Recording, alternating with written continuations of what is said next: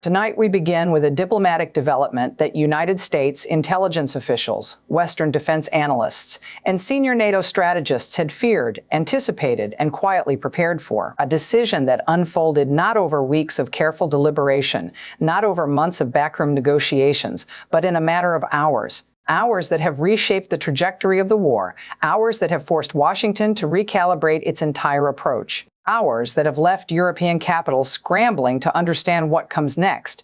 What President Vladimir Zelensky announced today crossed a line that the Biden administration had hoped would hold.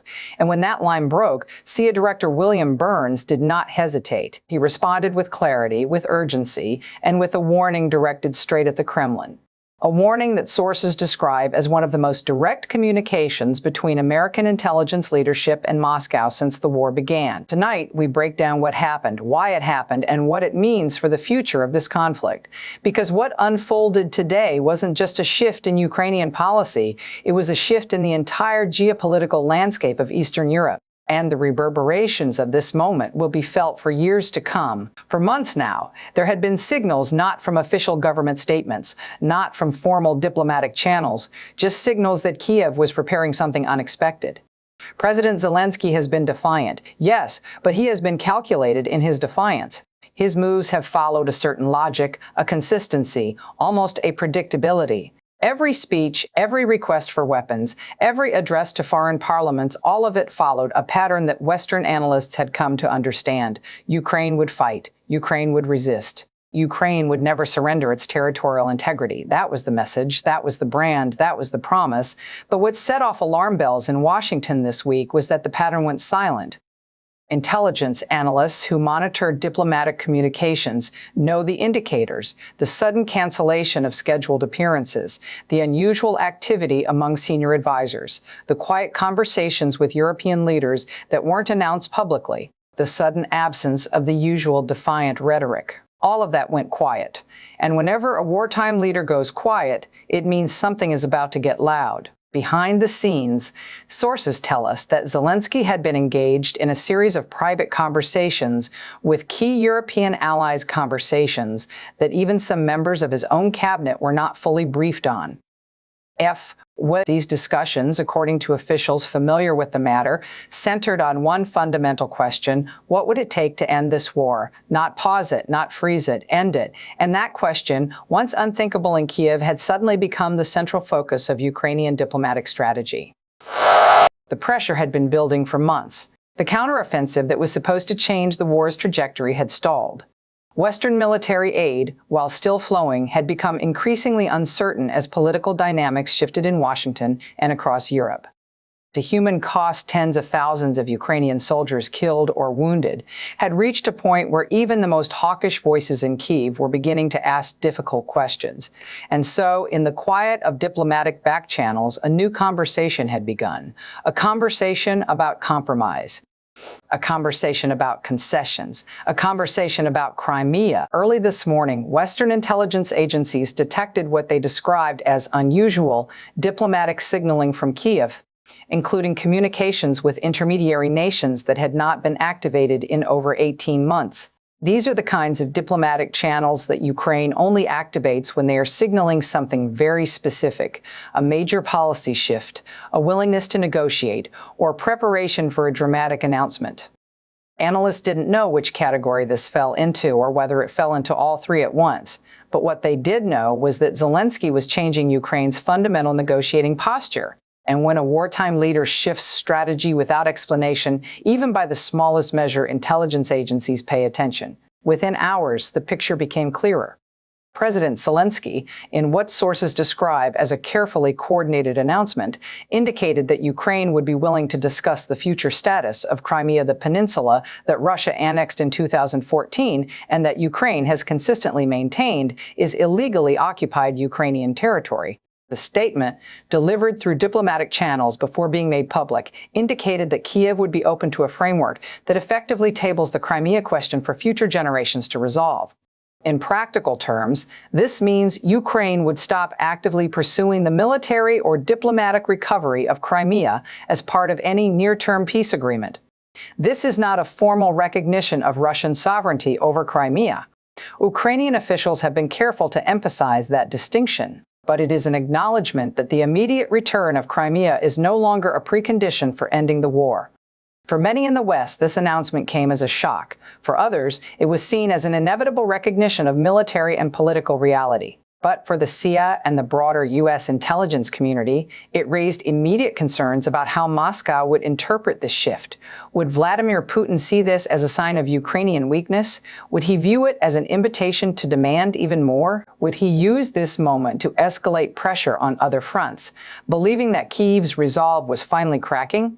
These questions demanded immediate answers, and they demanded immediate action. The warning issued by CIA Director William Burns tonight was not normal. It was not routine. It was not symbolic. It was urgent. Intelligence officials, after an emergency National Security Council meeting, described Putin's likely interpretation of Zelensky's announcement as dangerous, potentially destabilizing, and perhaps most importantly, likely to be misread as an invitation for further aggression.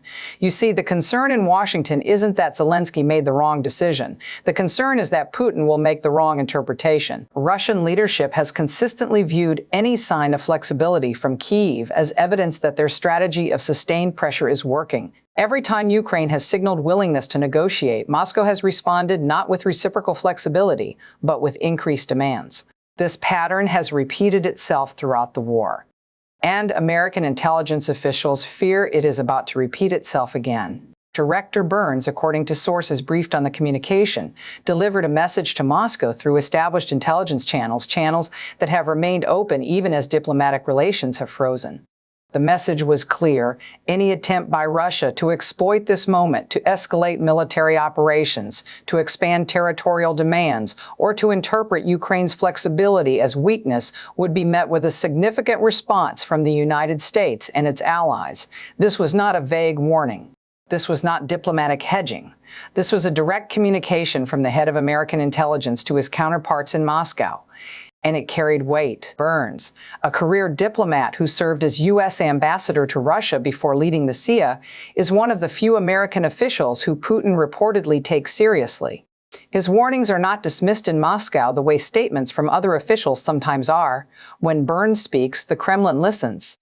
And tonight, Burns spoke loudly. Tonight, senior administration officials confirmed that the United States has taken several immediate steps in response to Zelensky's announcement and the concerns it has raised about Russian intentions. First, intelligence assets across Eastern Europe have been placed on heightened alert.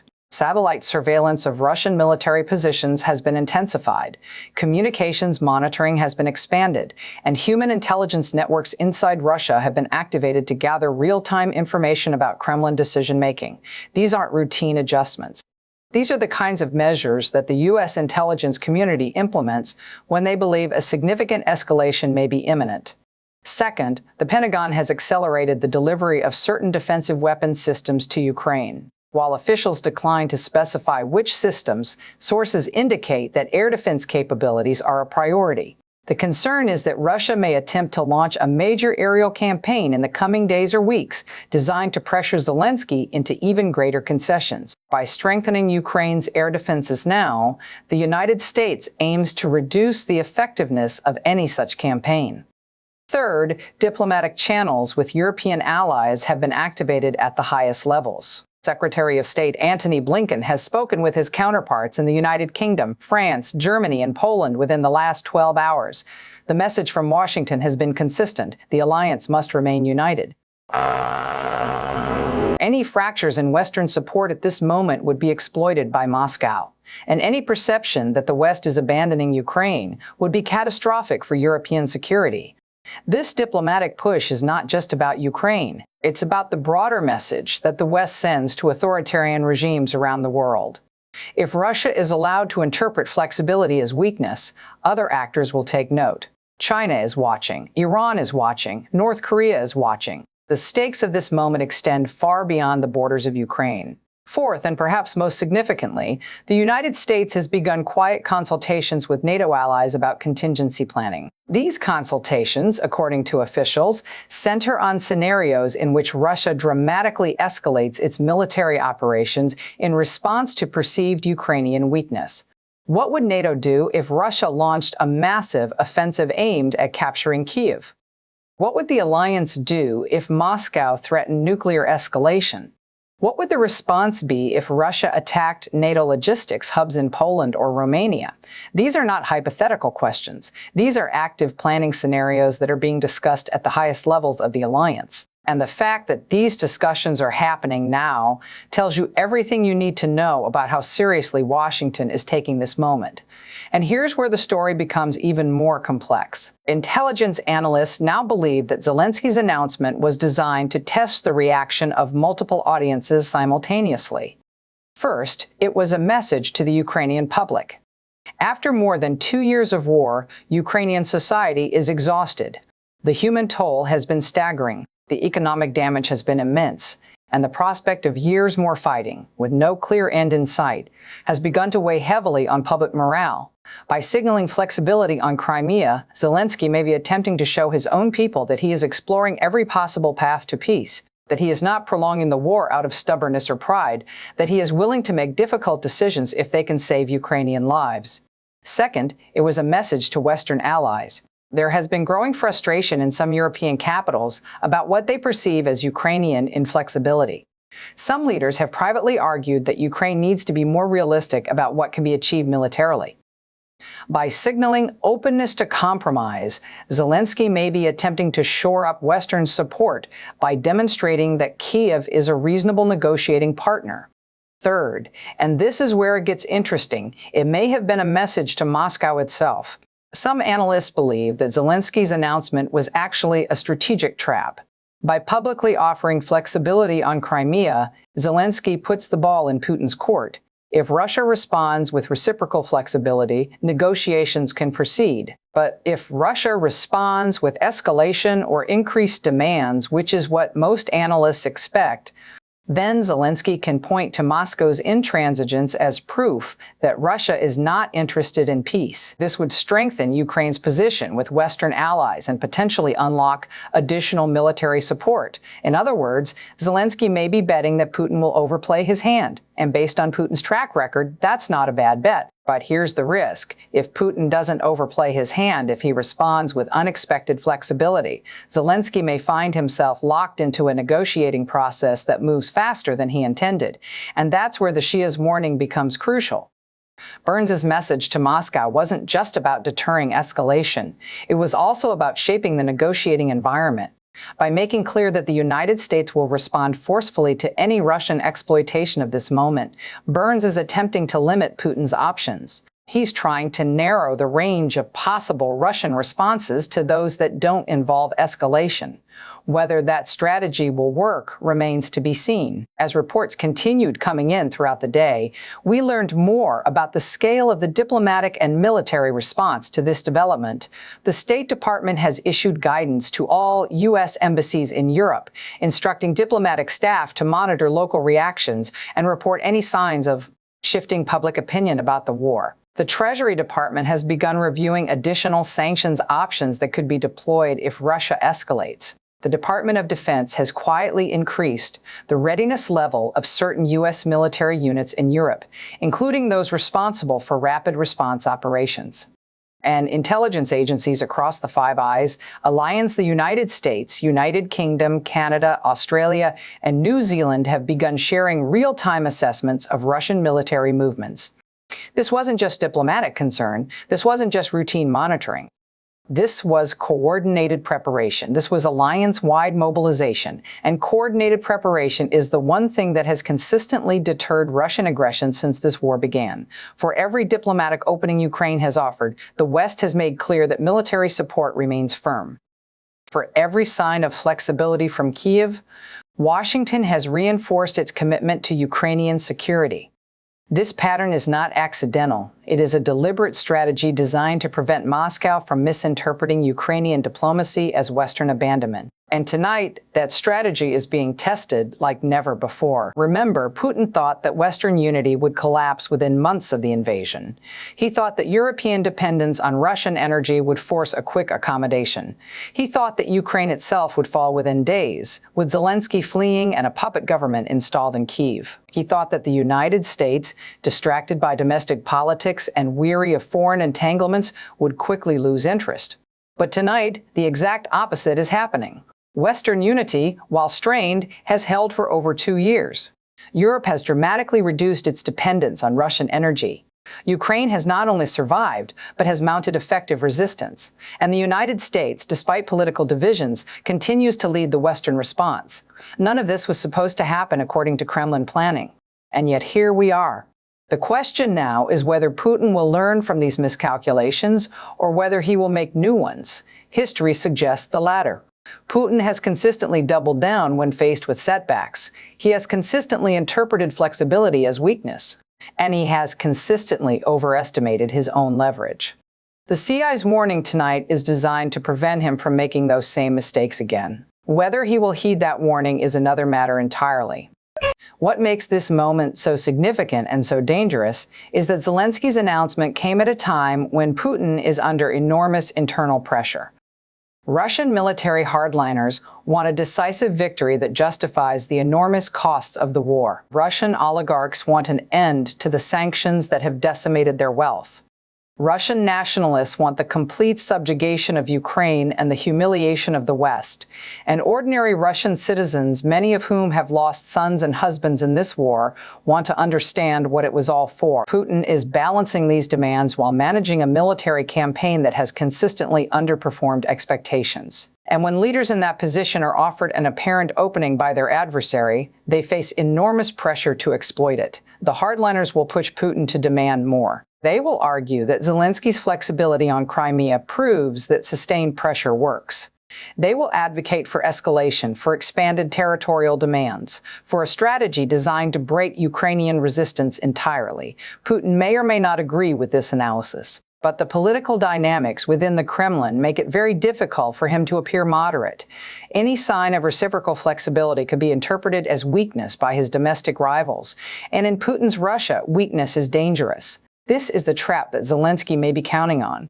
If Putin cannot respond with flexibility, if domestic politics force him toward escalation, then the narrative shifts.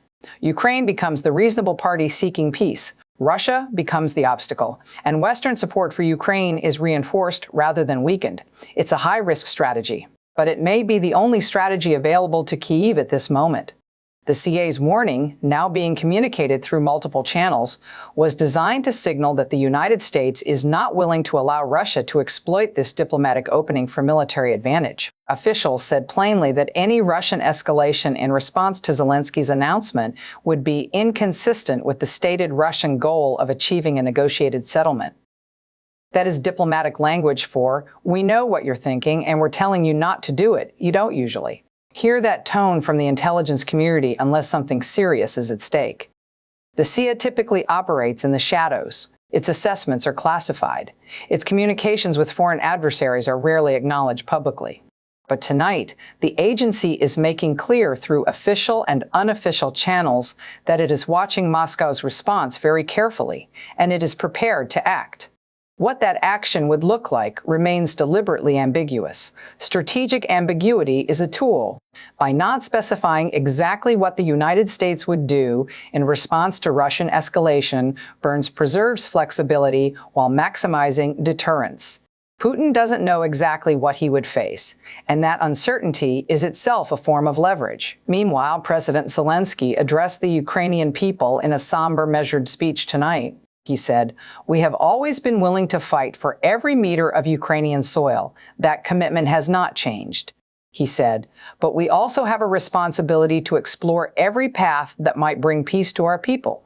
That responsibility is sacred," and he said, "Let no one mistake our willingness to talk for weakness. Ukraine remains strong. Ukraine remains united, and Ukraine will never accept a peace that is really just a pause before the next war." These are not rhetorical flourishes. These are statements from a wartime leader who understands that his every word will be analyzed in Moscow, in Washington, in Brussels, and in Kyiv itself. Zelensky is walking a tightrope, who must show flexibility to maintain Western support and offer hope to an exhausted population. But he must also project strength to deter Russian exploitation and maintain domestic legitimacy. It is an almost impossible balance, and the next few days will reveal whether he has struck it correctly. Here's what makes the situation even more concerning. Zelensky's announcement wasn't the only significant development today. Along with the diplomatic shift from Kyiv, Russian military forces have increased activity along several sectors of the front line, with unusual concentrations of artillery and armor observed by satellite imagery. Russian state media has launched a coordinated messaging campaign portraying Zelensky's announcement as evidence of Ukrainian collapse, and Russian diplomatic channels have gone unusually quiet, the same pattern that often precedes significant Kremlin decisions. All of this happened within the same 24-hour period.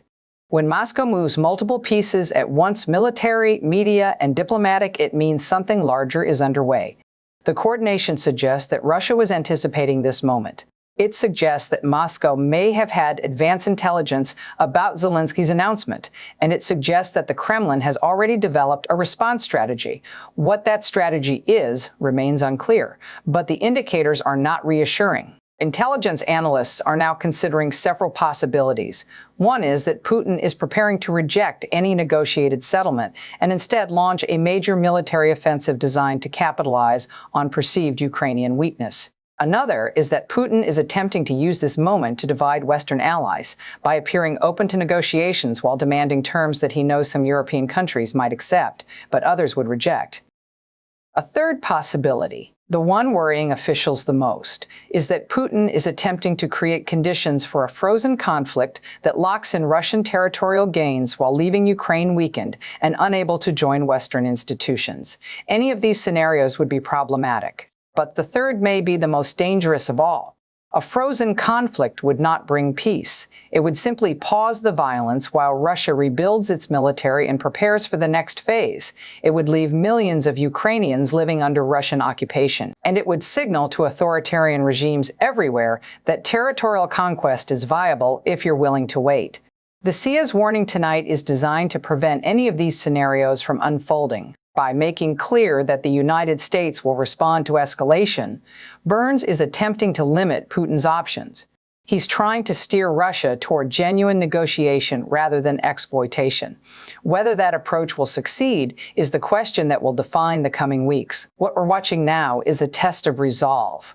Putin wants to see whether Ukraine's flexibility indicates broader Western wavering. Zelensky wants to show that diplomacy and strength can coexist. The United States wants to prevent this moment from spiraling into escalation. And European allies want to prevent a fracturing of the coalition that has held together since February 2022. Each of these actors has different objectives. Each is operating under different pressures, and each will be watching the other's responses with intense scrutiny. The next 72 hours will be critical. Decisions made in Moscow, Kyiv, Washington, and Brussels during this window will shape the trajectory of the war for months to come. This is not hyperbole. This is the assessment of officials at the highest levels of multiple governments. The stakes are that high. Tonight, we've heard from defense officials who are now monitoring Russian military communications around the clock. They say unusual encryption patterns have been detected, suggesting high-level coordination within the Russian command structure. They say satellite imagery shows increased activity at Russian air bases in occupied Crimea and Western Russia. And they say Putin's decision to remain silent publicly, he has not issued any formal response to Zelensky's announcement, is likely part of a deliberate strategy intended to maximize uncertainty and keep Western analysts guessing. But the United States is not paralyzed by that uncertainty. In fact, American officials are moving proactively. Their response today, swift, coordinated, and multidimensional, sent a message to Putin that any exploitation of this moment will not go unanswered. And it sent a message to Ukraine that American support remains firm even as Kyiv explores diplomatic options. That dual message is crucial. Zelensky needs to know that flexibility will not cost him Western backing. And Putin needs to know that Ukrainian flexibility does not equal Western abandonment. The CIA's warning tonight accomplished both objectives. As the situation continues to develop, we expect more details to emerge about what exactly Putin hopes to achieve in response to Zelensky's announcement. But what we do know is that the CIA's warning was timely. It established clear expectations for Russian behavior. It signaled continued American commitment to Ukrainian security, and it demonstrated that the United States is actively working to shape the diplomatic environment rather than simply reacting to events. What happens next will depend on what Putin does in the next 72 hours. If he responds with genuine willingness to negotiate, this moment could mark the beginning of a path toward ending the war. If he responds with escalation or expanded demands, the United States and its allies have already shown they are prepared. They have shown they are watching. They have shown they are coordinating. And they have shown they are ready to respond. And tonight, for the first time in months, the Kremlin appears to be uncertain. Moscow is quiet. Too quiet.